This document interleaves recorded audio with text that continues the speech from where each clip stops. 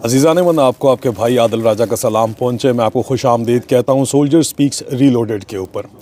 अजीज़ान मन, पाकिस्तान की intelligence agencies ने हमेशा इस्तेमाल किया है जो पॉलिटिकल लीडर्स हैं पाकिस्तान के सियासी लीडरान की ज़ाती ज़िंदगियों का। हालांकि जर्नलों के भी बहुत बड़े बड़े स्कैंडल्स हैं, यहाँ पे फ़ौजियों के बहुत बड़े बड़े स्कैंडल्स हैं। इतने बड़े स्कैंडल्स हैं कि अगर उनकी वीडियोज़ हम आउट कर दें जो हमारे पास मौजूद हैं तो भौंचाल आ जाए, और ज़रूरत पड़ने के ऊपर वो वीडियोज़ हम रिलीज़ करेंगे भी।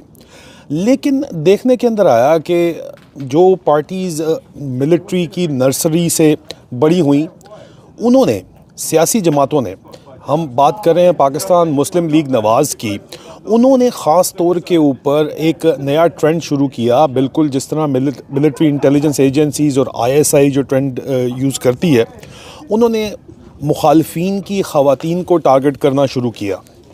पाकिस्तान मुस्लिम लीग नवाज़, मुझे आज भी याद है कि बेनज़ीर भुट्टो, मोहतरमा बेनज़ीर भुट्टो जब पाकिस्तान आई तो उनकी तस्वीरें जो है वो कुछ बना के ख़ुद और जहाज़ों से फेंकी गई पूरे पंजाब के अंदर, और मौलवियों को उस काम के ऊपर लगा दिया गया कि वो बेनज़ीर के ख़िलाफ़ फतवे जारी करें।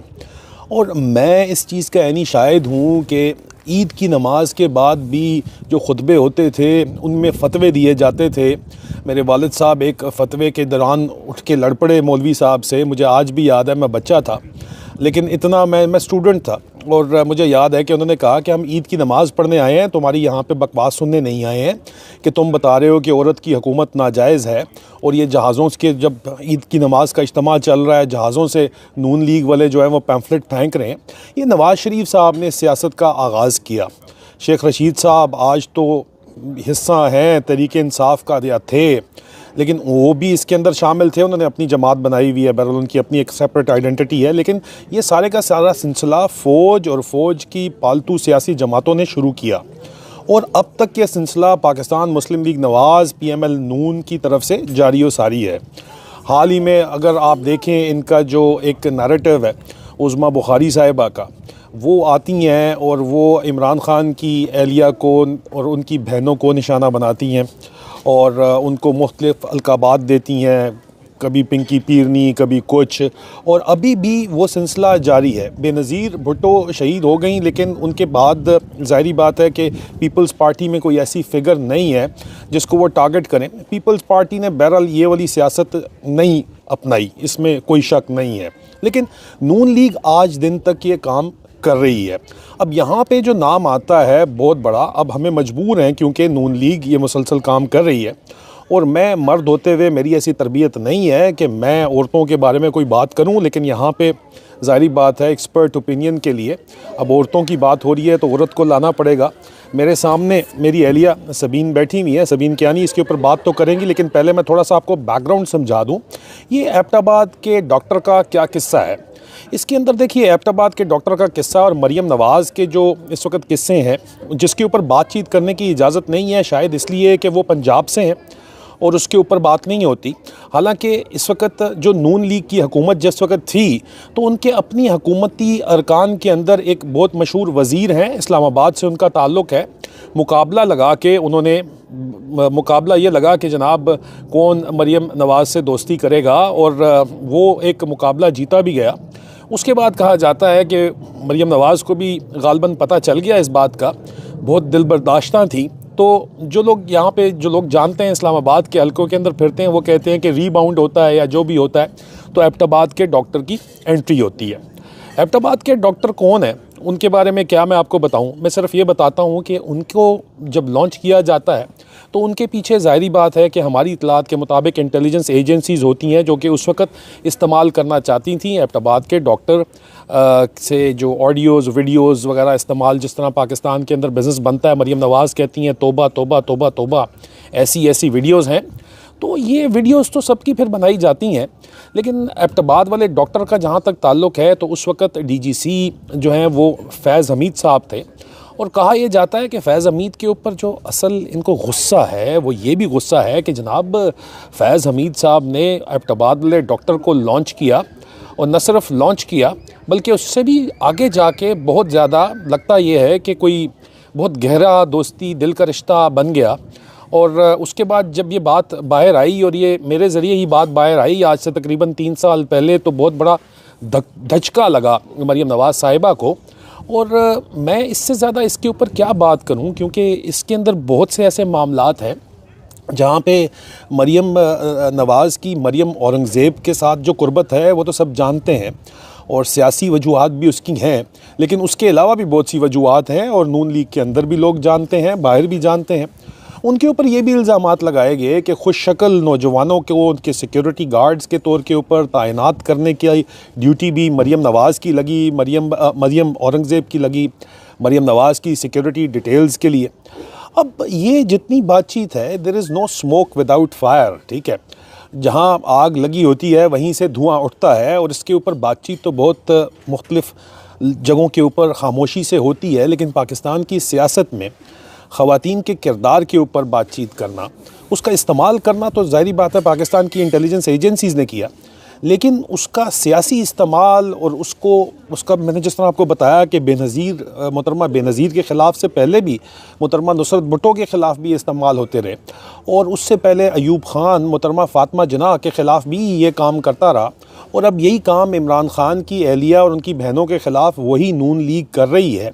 लेकिन जो बात वो नहीं करते वो ये है कि उनकी अपनी जो इस वक्त जिसको वो बेनज़ीर जिसके ख़िलाफ़ शदीद गंदा घटिया जलील तरीन प्रोपेगेंडा नून लीग करती थी, उसको मॉडल करते हैं वो प्रमोट करने के लिए मरीम नवाज़ को। आप अंदाज़ा कर लें, मतलब नेक्स्ट लेवल ऑफ हिपोक्रेसी है इनका यहाँ पे। लेकिन ये अंदर क्या ज़हनियत है जो एट प्ले है, ज़ाहिरी बात है कि एक ज़हनियत है जो एट प्ले है कि आपके अपने अंदर खाते जितना भी काम आपने करना है आप करते रहो, आपने दूसरों के ऊपर उंगली उठानी है, अपने बारे में बात नहीं करनी, क्योंकि आप अपने आप को अबव बोर्ड समझते हैं। आप समझते हैं कि आपके ऊपर किसी किस्म की कोई बात नहीं हो सकती। तो फिर बहरहाल हम तो वही काम करते हैं, we are speaking truth to power, हक और सच की हम बात करते हैं। लेकिन ये ज़हनियत जो है इस वक्त, जो कि मुस्लिम लीग नवाज़ में पटवारियों की जो ज़हनियत है ख़ास तौर के ऊपर, या ईस्ट पंजाब की या सेंट्रल पंजाब की एक ज़हनियत है जिसमें इस चीज़ को इतना बुरा समझा नहीं जाता, तसव्वुर नहीं किया जाता, दूसरे के ऊपर उंगलियां उठाई जाती हैं, अपने गिरबान के अंदर नहीं झांका जाता। जब आप ख़ुद शीशे के मकान में रहते हैं और लोगों को घरों पे पत्थर फेंकते हैं, तो फिर आपको ज़ाहिरी बात है कि जवाब का भी इंतज़ार करना चाहिए। ये जितने भी मामलात हैं इनके, अब दोबारा से फैज़ हमीद साहब के ऊपर हम आते थे कि फ़ैज़ हमीद के ऊपर जो असल गुस्सा हमारी इतलात के मुताबिक है कि वो एबटाबाद वाले डॉक्टर्स की वीडियोज़ भी उसके पास हैं। अब फैज़ हमीद कोई किसी का सगा नहीं है, सिर्फ अपना ही सगा है कि वो वीडियोज़ बनवाने तक की हद तक तो ठीक है, लेकिन उस वीडियोज़ का वो इस्तेमाल सिर्फ़ और सिर्फ अपनी ज़ात के लिए कर रहा है, लेकिन ऐसी वीडियोज़ बाहर आ भी नहीं सकती। लेकिन ये सोच क्या है जिसके तहत ये गंद हो रहा है इस वक्त, और ये बहुत बड़ा गंद है जो लाहौर और उसके गिरदोनवा में गुजरांवाला के अंदर बड़ी कसरत के साथ होता है। अब ये सोच जो है जिसके तहत ये काम ख़वातीन ही कर रही हैं, लाइन ख़वातीन की लगी है, तो मैं चाहूँगा कि ख़ातून इसके ऊपर बात करे। इसलिए मैं वेलकम करता हूँ सबीन को। सबीन, अस्सलाम वालेकुम, कैसी हैं आप? ठीक है, मेरे सामने बैठी हैं, लेकिन वो कैमरे पे इसलिए नहीं आती कि ये लोग इतने बेगैरत और बेशरम और बेहया हैं कि इनकी वीडियो उठा के उसको भी ये AI से इस्तेमाल कर लेंगे, क्योंकि बात बड़ी सेंसिटिव हो रही है। और आपको पता है कि मैं तो निशाने के ऊपर, कितना ज़बरदस्त निशाने के ऊपर हूँ। लेकिन बहरहाल हम वेलकम करते हैं सबीन को। सलाम, क्या हाल है जी? आपके? तो मुझे पता है, बाकी जो मुझे सुन रहे हैं उनके क्या हाल है? वो तो हालात कमेंट्स में बताएंगे कि उनके क्या हालात हैं, लेकिन आप बताएं कि ये जो सोच है, जो मैंने बात की, मैं कोई गलत बात कर रहा हूँ? नहीं करनी चाहिए मुझे? नहीं, किस हद तक करनी चाहिए, क्या कहना चाहिए, क्या नहीं कहना चाहिए, इस पे थोड़ा सा इख्तलाफ हो सकता है। लेकिन अभी जो पॉलिटिक्स में ये चल रहा है, ये गलाजत, गंद उछालना, डिस्क्रेडिट करना इस बेस के ऊपर, किसी के मॉरल जो कॉन्डक्ट के ऊपर, ये बेसिकली पॉइंट स्कोरिंग चल रही है कि इसको नीचा दिखाएंगे, लोग कहेंगे बहुत बुरा इंसान है, और इससे फिर किनारा कशी कर लेंगे। नहीं, वो ठीक है, लेकिन मैं फ़िलासफ़ी नहीं इसकी पूछ रहा। मैं ख़ास तौर पे मरीम नवाज़ और उनकी ख़ानदान के बारे में वहाँ तक आ रही थी, वहाँ भी मैं वो स्पेसिफिक्स पूछ रहा हूँ कि एक सोच, ये जो सोच कैफियत जो पटवारियों के अंदर, ख़ास तौर पे लाहौरियों के अंदर है। सिर्फ लाहौरियों के अंदर नहीं है, ये यूनिवर्सल है, जिसकी वजह से ये इस्तेमाल किया जाता है। मेरी ऑब्जर्वेशंस के हिसाब से सेंट्रल पंजाब और जो लाहौर का एरिया है, गुजरांवाला, फैसलाबाद, यहाँ पर एक ये तो जनरली है, लेकिन ज़्यादातर जो आप पेशावर के इलाके में KPK में देखेंगे, वहाँ तो आपको नज़र आएगा ना कि औरतों को बहुत कोशिश की जाती है कि पर्दे में रखें, उनकी जो बातें बाहर ना आए, इज़्ज़त बेइज़्ज़ती का मामला होता है, तो ये कत्ल वगारत और इस तरह की चीज़ें होती हैं। जो पंजाब का एरिया है वहाँ पे ये चीज़ें चल रही होती हैं और ये कभी कभी सामने भी मतलब कि खुलेआम भी होती हैं, लेकिन इसका एक स्टिग्मा ज़रूर अटैच्ड है। तो ताने देने के लिए उठा लेते हैं कि इस तरह करेंगे तो औरत चुप हो जाएगी, और ख़ास करके औरत के लिए, और मर्दों को भी इस्तेमाल किया जाता है कि मर्द को हम ये बात बोलेंगे तो फिर मर्द भी चुप कर जाएगा। ये जो रिसेंटली आप देख रहे हैं कि लोगों की औरतों को उठा के आई थिंक एक मिनिस्टर थे पंजाब में, कसूर में थे शायद या कौन से थे, जिनकी बीवी को उठाया गया, उनके साथ बदतमीज़ी की गई उनको चुप कराने के लिए, लेकिन वो फिर भी बोले। उन्होंने कहा कि मेरी बीवी के साथ ऐसे किया गया। ये चीज़ें, और आज़म सवाती साहब के साथ, तो ये बेसिकली एक मेंटालिटी है और एक कौमी मसला है, सिर्फ एक मरियम नवाज़ का मसला नहीं है। लेकिन सिर्फ फौज इस कल्चर को, अब आसिम मुनीर इस कल्चर को मेन स्ट्रीम में ले आया जी, ये शुरू से था लेकिन अभी सामने आया आप जैसे लोगों की वजह से।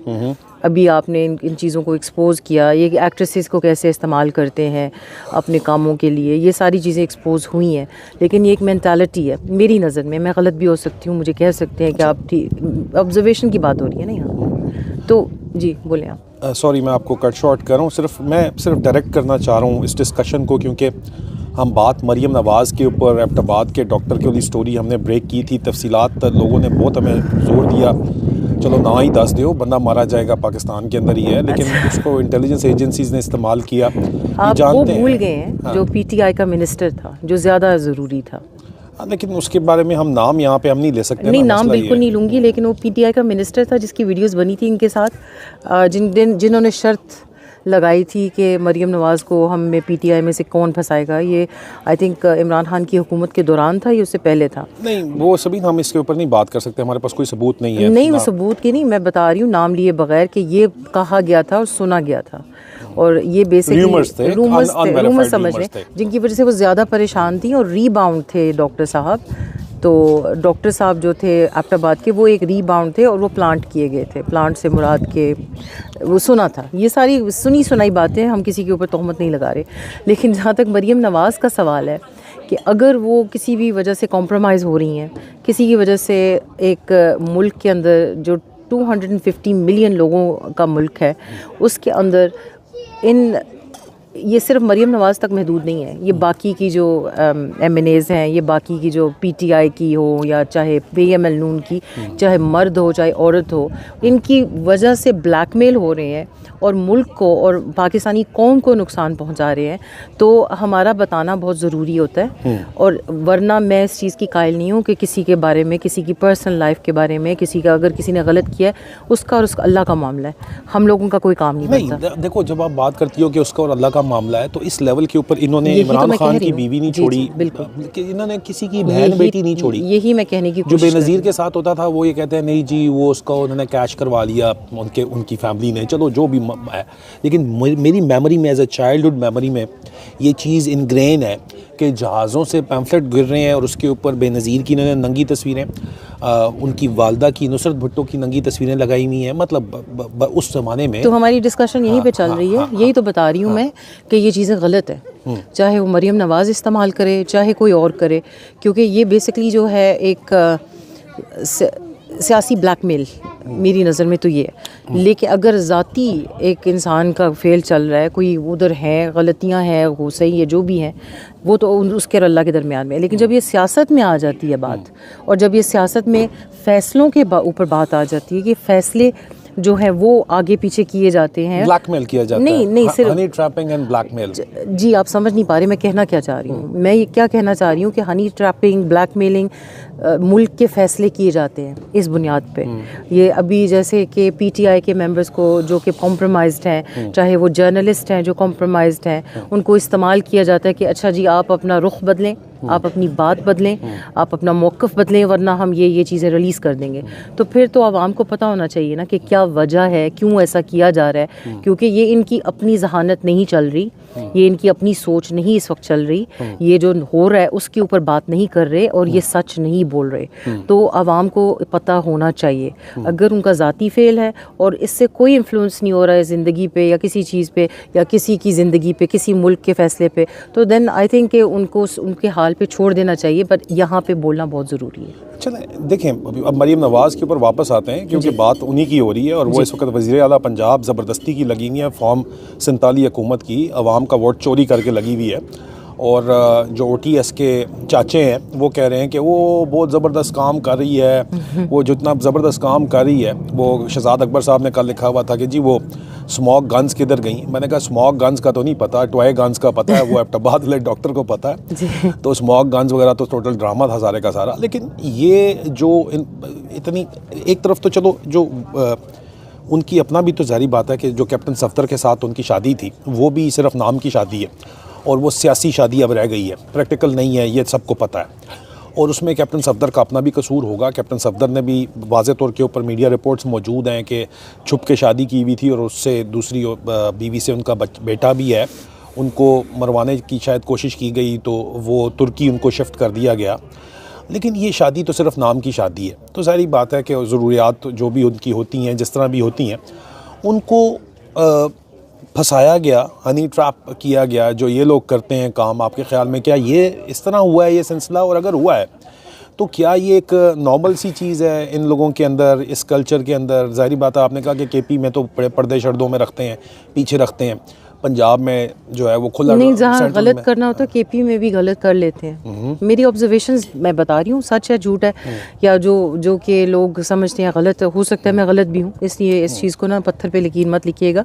लेकिन जहाँ तक मेरी अपनी पर्सनल ऑब्जर्वेशंस हैं, जो मेरी बातें हुई हैं, जो इंटरेक्शंस हुई हैं लोगों के साथ, मुझे ये समझ में आया है कि ये पॉलिटिकल कल्चर बन चुका है कि higher society, upper society, upper class and very very lower जो क्लासेस हैं उनमें गलाजत बहुत फैल गई है, बहुत हद से ज़्यादा, और इसको एक्सेप्टेबल समझा जाता है। गरीब कहता है पैसे की वजह से हम कर रहे हैं, और अमीर कहता है कि ये जी हमारा शुगल है, हमारे पास इतने पैसे, हम कहाँ पे ज़ाया करें इन्हें, और ख़ास करके जो हराम का पैसा होता है। तो ये रीज़न्स होती हैं। मुझे लगता है कि ये सारी गलाजत फैली हुई है माशरे में, और ये माशरा बहुत ही मुनाफिक है और मुनाफिकों से भरा हुआ है, क्योंकि बाज़ाहिर दिखाते हैं हम बहुत पर्देदार हैं, हम बहुत अच्छे लोग हैं, हम बहुत नेक हैं। जैसे अभी मरीम नवाज़ को देखें आप, ये दुपट्टा करके और बड़े ना कंसर्वेटिव कपड़े पहन के, जी सबरी माँ, ये इमेज दिखाना चाहती हैं। लेकिन हो सकता है हम गलत भी हैं, लेकिन जो हमने देखा उस हिसाब से हम नहीं गलत, कि वो उनकी है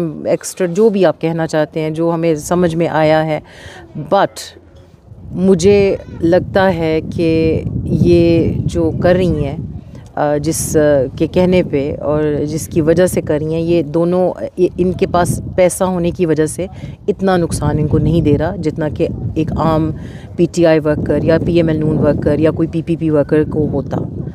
हमारे पास ये भी इतलात हैं कि एबटाबाद वाला डॉक्टर अभी तक मारा जा चुका होता, लेकिन वो इसलिए नहीं मारा गया कि शायद उसको खुद भी नहीं पता था कि हो क्या रहा है। मुझे वैसे इसके ऊपर शक ही होता है। इसकी डिटेल्स में नहीं जाते, लेकिन उसको बचाने में मरीम नवाज़ की ज़ाती जो है चलें वो तो वैसे सेट के वो तो छोड़ें, अभी बेसिक्स पे जाते हैं, डिटेल्स में नहीं जाते। फैज़ हमीद के बाद नदीम अंजुम आया और नदीम अंजुम के बड़े करीबी ताल्लुकात मरीम नवाज़ के साथ बताए जाते हैं, बल्कि इतने करीबी हैं कि अब तो हाल ही में जो र्यूमर्स हैं वो ये हैं कि जनरल नदीम अंजुम ने अपने मरीम नवाज़ की छोटी बेटी का रिश्ता मांगा अपने छोटे बेटे के लिए, जिसके ऊपर नवाज़ शरीफ ने ये स्पोर्ट डाउन ने कहा ये रिटायर्ड जनरल किस खाते में आप रखना चाहते हैं। उल्टा उनको अमेरिका का एम्बेसडर लगाने की भी कोशिश की गई, रिटायर्ड लेफ्टिनेंट जनरल के तौर के ऊपर DG ISI लगाने की भी कोशिश की गई, लेकिन आसिम यजीद इस बात के ऊपर माना नहीं। ज़ाहिर बात है कि उसका मुकाबला है यहाँ पे, और फिर सुना कि उनको हाउस अरेस्ट भी कर दिया गया। लेकिन यहाँ पे घूम फिर के ज़ाहिर बात है कोई दिल का मामला नज़र तो आता है। मैं पहले भी कह रही हूँ, डिटेल में जाने की बिल्कुल ज़रूरत नहीं है। आप इशू को डिस्कस करें। इशू ये है कि ये लोग क्या कर रहे हैं, और इनकी हरकतें किस तरह मुल्क को इफ़ेक्ट कर रही हैं और किस तरह ये जो अपनी गलाज़त को छुपाने के लिए कभी कोई फ़ैसला कर रहे होते हैं, कभी कुछ कर रहे होते हैं। तो ये चीज़ें एड्रेस करनी चाहिए हमें एज़ अ कौम, एज़ अ मुल्क, as a people, as Pakistanis जो कि यहाँ बैठ के मुल्क की बेहतरी के लिए काम कर रहे हैं। तो उसको अगर आप उस पर कॉन्सेंट्रेट करेंगे ना तो आई थिंक हल भी निकल सकता है इस चीज़ का कि मॉरल टैप्टिट्यूड में जब फ़ौज में एक सिस्टम होता था, जहाँ तक मुझे याद है, फौजी को निकाला जाता था। अभी भी निकाल देते हैं, मेजर कर्नल हो तो निकाल देते हैं, कप्तान लेकिन वो फिर भी बच जाते हैं ना। कर्नल को वार्निंग मिल जाती है, ब्रिगेडियर को कहते हैं चलो उसको भी वार्निंग मिलती है, सजा मिलती है, जनरल को कहते हैं शाबाश भाई ये क्योंकि चाहे काम चल रहा है। चाहे फौजी हो चाहे सियासतदान हो, एक दफ़ा वो एक मरतबा कॉम्प्रोमाइज़ हो जाए तो उसको सियासत में नहीं रहना चाहिए, ना फ़ौज में, किसी इदारे में नहीं रहना चाहिए। आपको पता है जो हमारे पास जिस किस्म की वीडियोस हैं, जो जर्नलों की, मेजरों की, आपको पता है उनकी बीवियों की, जिस किस्म की हम मतलब दिखाने को किसी सूरत आप किसी भी फोरम पे नहीं दिखा सकते ना, वो इतनी ज़्यादा एक्सप्लिसिट इमेजेस हैं। लेकिन ये एक रियलिटी तो फ़ौज के अंदर भी मौजूद है ना, पिंक फॉर पिंकीज़ वाला जो कॉन्सेप्ट है, और वही उसी को आपने पंजाब की, सेंट्रल पंजाब की और ईस्ट पंजाब की सोसाइटी के अंदर वो मतलब सराहियत कर गया। यह हो सकता है क्योंकि फ़ौज भी तो मेजॉरिटी वहीं से आई है। देखिए पाकिस्तान पूरे में मसला है, आप सिर्फ एक इदारे के ऊपर उंगली नहीं उठा सकते कि यहाँ चल रहा है। जहाँ पे एक घुटन का माहौल होता है वहाँ पे ऐसी चीज़ें होती हैं। सिर्फ घुटन या फ़ायदे के लिए भी इस्तेमाल, फ़ायदे के लिए भी इस्तेमाल किया जाता है, लेकिन ये यूनिवर्सल है, सिर्फ फ़ौज में नहीं है फ़ौज में बहुत हद तक। लेकिन मैंने आपसे कहा है ना कि एक तबका है, आप अगर फ़ौज में भी जाएंगे तो जो खुद को बहुत एलीट समझते हैं वो इन चीज़ों में बहुत आराम से घुस जाते हैं। शैतानी फितरत, क्या पता है शैतानी कोई कुव्वतें उनके ऊपर आ जाए, हावी हो जाती हैं। औरत का इस्तेमाल तो हमेशा से किया जाता है ना, टू लोगों को, बंदे को घेरने के लिए। तो औरत का इस्तेमाल नहीं करती, वो भी तो करती है। तो औरत ही औरत का इस्तेमाल करती है। नहीं, औरतों को इस्तेमाल किया जाता है ना ये लोगों को फंसाने, मर्दों को फंसाने के लिए। बड़ी औरतें, मरियम नवाज़ की पर्सनल टीम के अंदर जिनके ऊपर बहुत से इल्ज़ामात और वो उनकी वीडियोज़ आई हुई हैं बाहर, और सानिया आशिक का नाम दिया जाता है, उनकी वीडियोज़ हमने खुद देखी हैं, देखने जोगी नहीं है वो। अब मैं नाम किसी और का लेना नहीं चाहता, लेकिन ये क्योंकि पब्लिक स्पेयर के अंदर वीडियोज़ आई हुई हैं और वो पर्सनल सेक्रेटरी के तौर के ऊपर मरियम नवाज़ की जानी जाती थी। ये बातें तो करते हैं इमरान खान के ऊपर, इनको शर्म नहीं आती, ये अपने गिरबान में नहीं झांकते। बात ये है, ये पटवारी कल्चर, जो पटवारी माइंडसेट है। और ये इल्ज़ाम लगाया जाता है यूके और अमेरिका जैसे मुल्कों में, वहाँ तो स्कैंडल आए तो फिर लोग निकल जाते हैं वहाँ से।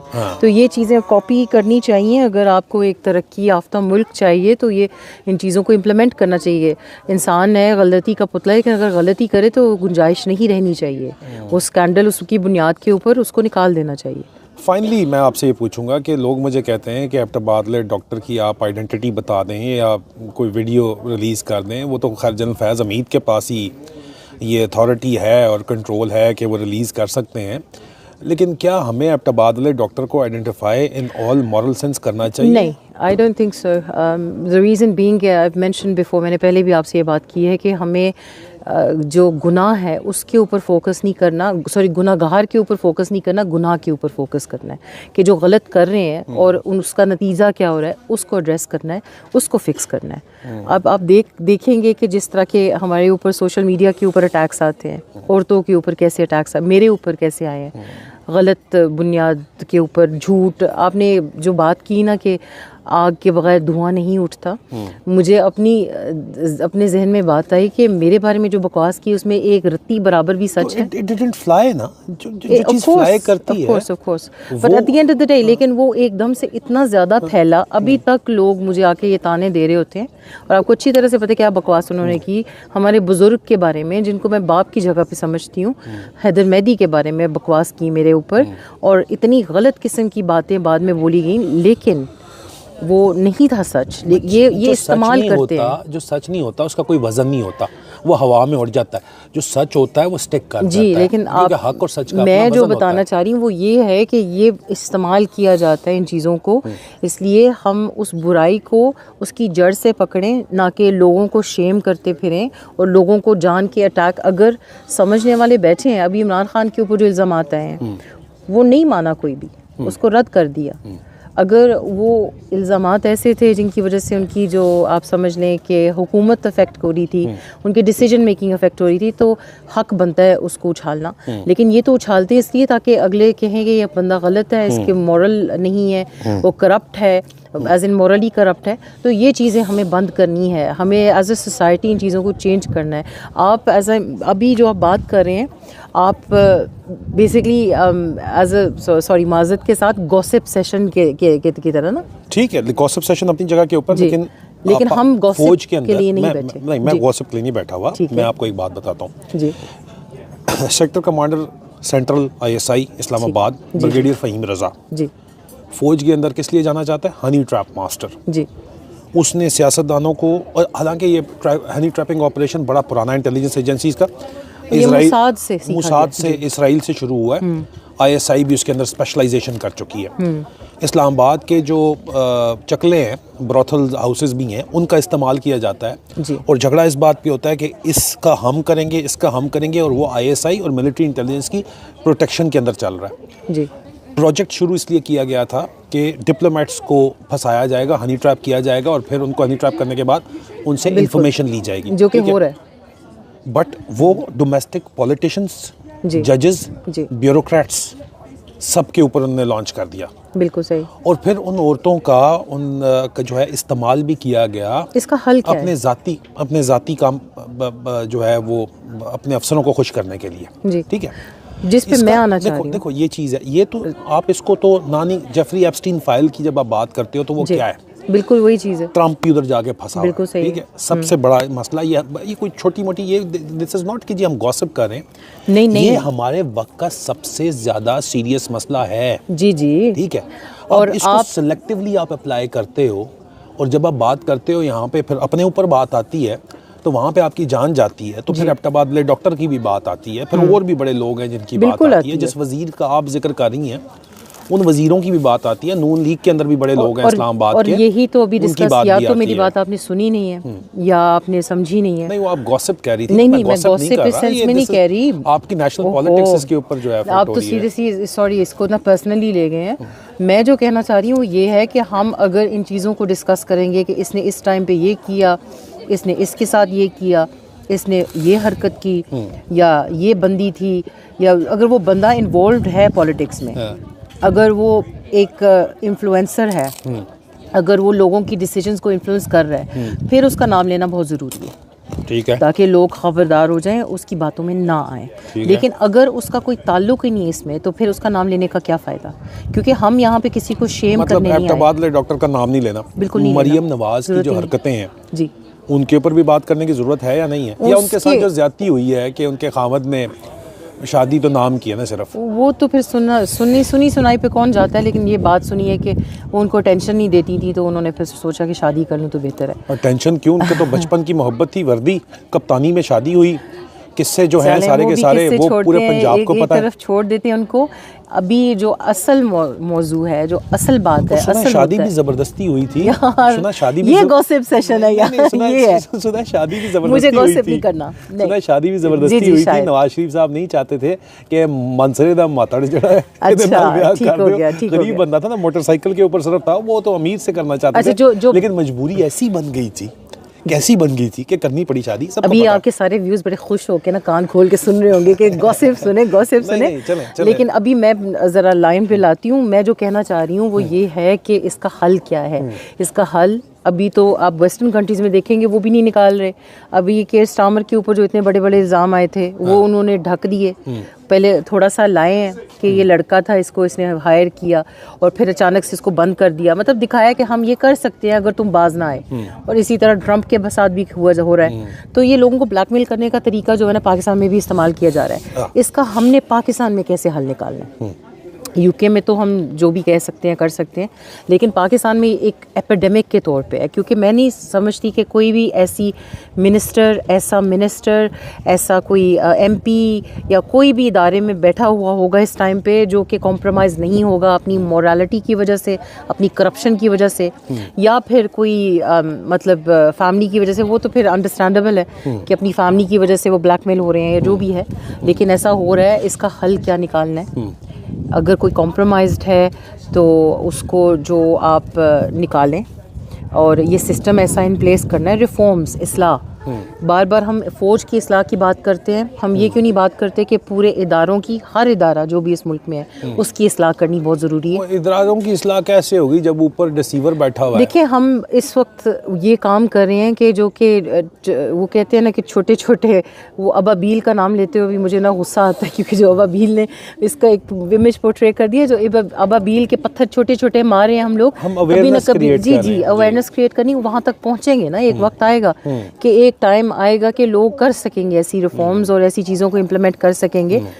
मैं सोचती हूँ कभी कभी कि इस मुल्क को एक इतनी खूबसूरत बुनियाद दी गई इस्लाम की, उसमें उन्होंने मैं हिंदू मज़हब के ऊपर बिल्कुल उंगली नहीं उठाऊंगी, ना मैं कहूँगी वो बुरे हैं, गलत है, लेकिन उनके कल्चर के अंदर बहुत सारी ऐसी चीज़ें हैं जो मुसलमानों ने अपने इस्लाम के अंदर जो है वो जो कि गलत है हिंदू रिलीजन में अंदर, ये जैसे कास्ट सिस्टम्स और ये सारी चीज़ें, वो मुझे जो गलत लगती हैं उनको नहीं लगती होंगी, उनकी अपनी सोच है, लेकिन इन चीज़ों को इम्प्लीमेंट किया हुआ है अपने इस्लाम के अंदर। इतना खूबसूरत मज़हब होने के बावजूद उन्होंने उसके ऊपर, यार अब आप तो कहती हैं कि जी बंदे की नस्ल देखनी चाहिए, कुत्ते की भी नहीं, नस्ल नस्ल से मुराद के अल्लाह ताला ने हमें कहा हुआ है कि इंसान को हमने ज़ातें दी हैं उनकी पहचान के लिए।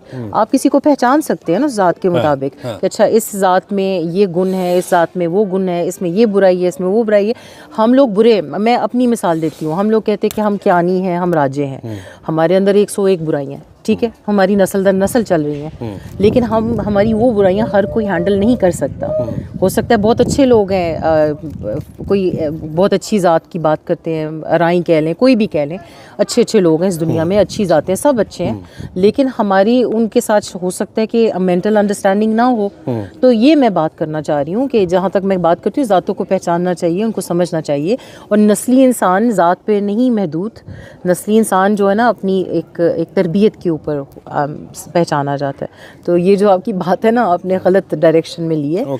तो this is what I am trying to say, कि ये जो चीज़ें हमने इम्प्लीमेंट की हैं जो इस्लाम में होनी चाहिए, जो कि एक बहुत ही शदीद खूबसूरत और मयाना रवि पे चलने वाला मज़हब है, जो हमारे लोगों ने एक्सट्रीम्स पे रख लिया है। ठीक है, मतलब रिलीजन पे बस वापस आना चाहिए। तो अगले अगले तो रिलीजन ही का इस्तेमाल कर रहे हैं, मुल्ला मिलिट्री अलायंस। यार आप समझते ही नहीं है, या तो समझना चाहते ही नहीं है कि ये मयाना रवि और ये जो खूबसूरत रिलीजन है, इसको करप्ट करके इस्तेमाल किया जा रहा है। इसकी बुनियादें आप सेट करें, आप लोगों को बताएं कि even as a secular society religion को आटमोस्ट प्रेफरेंस देना चाहिए, even as a secular country, because हमारे मुल्क में बहुत मज़हब हैं, तो उनको इंक्लूसिव रखने के लिए, एक तरक्की याफ्ता मुल्क बनाने के लिए इस्लाम की जो बुनियादी चीज़ें हैं उनको इम्प्लीमेंट ज़रूर करना चाहिए, लेकिन as on a personal level, on a जहनी, ऑन अ मेंटल लेवल, कि आप इन चीज़ों को समझें कि अच्छा बेटियों की शादियां फॉर इंस्टेंस अगर वो मर्ज़ी से शादी करना चाहती हैं आप उनको करने दें, अगर तो जो हुकूक है नवाज शरीफ साहब ने करने दी ना, मरियम के सफदर से शादी मरियम की मर्जी से ही हुई थी। यार आ जाके तो आप आज औरत बनी हुई हैं। आप इसको प्लीज माइक को ठीक कर लीजिए। कैसे ठीक करूँ इसे?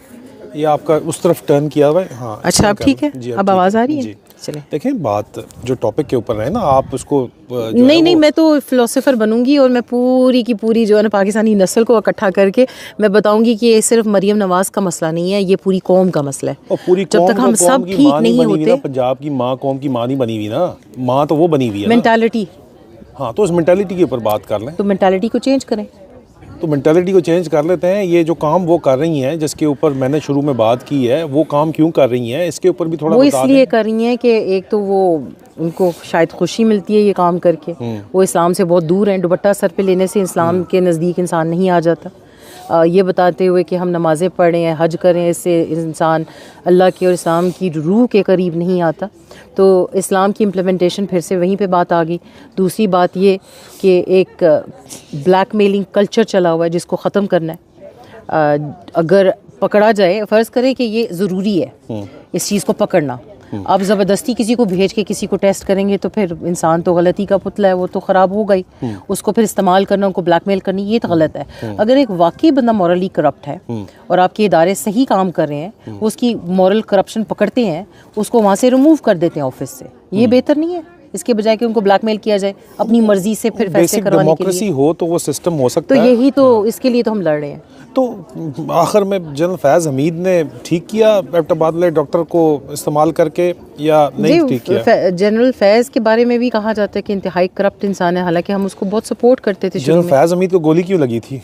उनकी बीवी ने, उनकी बेगम ने। उनकी मॉरल करप्शन की वजह से। हम तो ब्रिगेडियर फारूक की बेटी के साथ हैं, बात सीधी सी है। भाई हम तो भाभी के साथ हम तो भाभी के साथ हैं।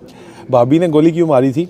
क्योंकि जनरल फैज़ हमीद का अब ये हमें जो फौज के अंदर आर्मी ग्रेपवाइन कहती है, फिर गॉसिप नहीं पता भी है ना, वो अस्पताल के अंदर भी इन्होंने कहा शटका का पेन हुआ हुआ है। जी जी, और डॉक्टर्स ने जो कंफर्म किया ये बात, हमें डॉक्टर्स ने कंफर्म, आर्मी मेडिकल के डॉक्टर्स ने कंफर्म किया है कि उनके जो शौहर हैं कि कहीं पकड़े गए एक्ट्रेसेस में से, जो स्कैंडल था ना उनमें से एक एक्ट्रेस के साथ पकड़े गए और उनकी बेगम ने फिर उनको स्ट्रेट फायर मारा जो कि गलत जगह पे लगा और फिर वो हॉस्पिटल पहुंच गए।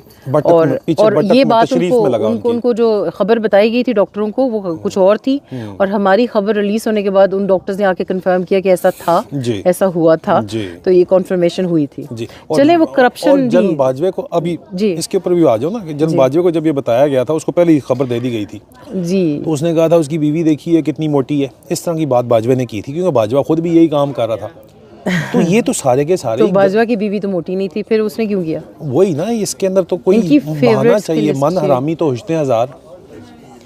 चलें, पर उनकी करप्शन तो फिर सामने है, जाहिर है। तो यही तो मैं बताना चाह रही हूँ कि अगर इन चीज़ों के ऊपर सज़ा होगी तो फिर ये नहीं करेंगे।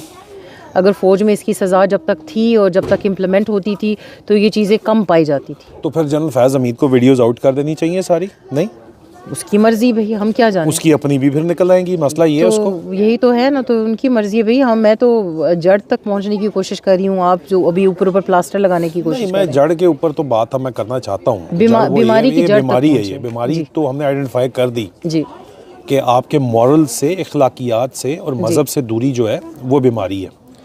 उसके पास वापस जाना ही जो है वो इसका इलाज है जी। उसको जब आप वापस जाने की बात करते हो तो फिर वो मजहब नहीं, दरबारी मौलवी बिठा के, वो मजहब नहीं जो मौलवी अभी प्रीच कर रहे हैं, अपनी मर्जी का मजहब। हाँ, उलमाए हक तो बचे कोई नहीं, हमें नज़र कोई नहीं आते, बहुत ही कम उलमाए सूर यहाँ पे नज़र आ रहे हैं, या बहर ये जो मुल्ला क्रैसी नज़र आ रही है जी, और जो हैं भी उलमाए हक उनको बोलने की ज़रूरत नहीं है जी। और बोले तो मिसाल के तौर पर मौलाना तारिक जमील बेचारा बोला, उसको इन्होंने रगड़ दिया है। आपने एक बात की थी बहुत पहले, अभी भी कहते हैं अक्सर, लेकिन मुझे जो पहली दफ़ा आपने कही थी वो बड़ी हिट की वो बात, कि हमारे लोग, हमारे पाकिस्तानी, हमारी कौम जो है अकीदत की मट्टी से गूंदी हुई है, और जो अकीदत की मट्टी से गूंदे हुए लोग होते हैं उनको चाहिए किसी की पूजा करनी। ये मेरी बात नहीं, मुमताज़ मुफ्ती ने अपनी किताब के अंदर लिखा था, कुदरतुल्लाह शहाब का ये कॉन्सेप्ट था। जी जी, मैंने उनसे इंस्पायर होके बात की, कुदरतुल्लाह शहाब से।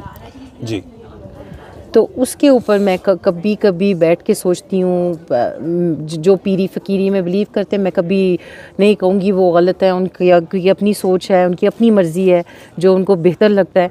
क्योंकि मेरी नज़र में तो हर सेक्ट में, हर इस्लाम के जो भी आप देखेंगे कोई ना कोई सच्चाई वहाँ से मिल जाएगी।